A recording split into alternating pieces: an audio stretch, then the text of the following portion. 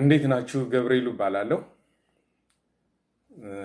ዛሬ የማሳያችሁ ስለ ቬንቲሌተር ነው። ቬንቲሌተሩን እኔ ነኝ የሰራሁት እና በዋጋ ደረጃም ማንም ሰው መግዛት እንዲችል አድርጌ ነው የሰራሁት።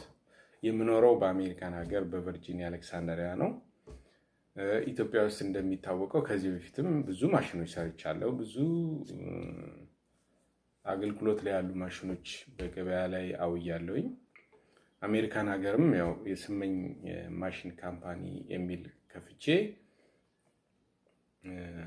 የእንጀራ ማሽኖችን በመሸጥ እገኛለሁ። አውቶማቲክ እንጀራ ማሽን በመሸጥ እገኛለሁ። ዛሬ ደግሞ ይዤላችሁ የመጣሁት ከኮሮና ቫይረስ ጋር በተገናኘ ብዙ ጊዜ የቬንቲሌተር ችግር እየተስተዋለ ስለሆነ በየቦታው ማንም ሰው ይሄንን መግዛት እንዲችል አድርጌ ነው ዲዛይን ያደረኩት።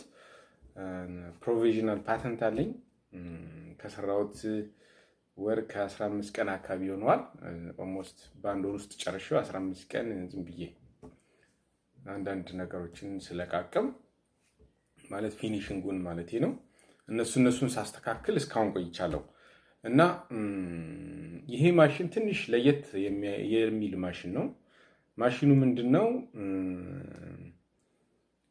በቀኝና በግራ በኩል ያሉትን ፔሸንቶች አገልግሎት ይሰጣል። ለምሳሌ አንድ ቬንቲሌተር ለሁለት ሰው እንደማገልገል ማለት ነውና ለሁለት ሰው ያገለግላል። ለአንድ ሰውም ብቻውን ያገለግላል።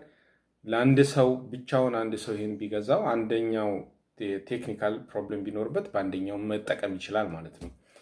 እንደገና ማንም ሰው መግዛት እንዲችል በቀላሉ መግዛት የሚችል እንደምታዩት በጣም ትንሽ ነው። ብዙ ቦታ አይዝም። ዶክተሮቹ በቀላሉ ማኔጅ እንዲያደርጉት ኦፕሬት እንዲያደርጉት አድርጌ ነው ዲዛይን ያደረኩት።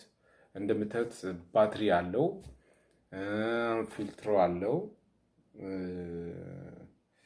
የምታዩት እዚህ ጋር የምታዩት ዲጂታል ስክሪኖች አሉት እና ያ ዲጂታል ስክሪኑ የዶክተሩን ስልክ ይይዝና የዶክተሩ ስልክ ላይ የሆነ የቴክኒክ ችግር ሲኖር ዶክተሩ የትም ሊሆን ይችላል ቴክስት ሜሴጅ ያደርግለታል። ቶሎ ካልመለሰለት ይደውልለታል ማለት ነው። እና በጣም ደስ የሚል ቴክኖሎጂ ነው እና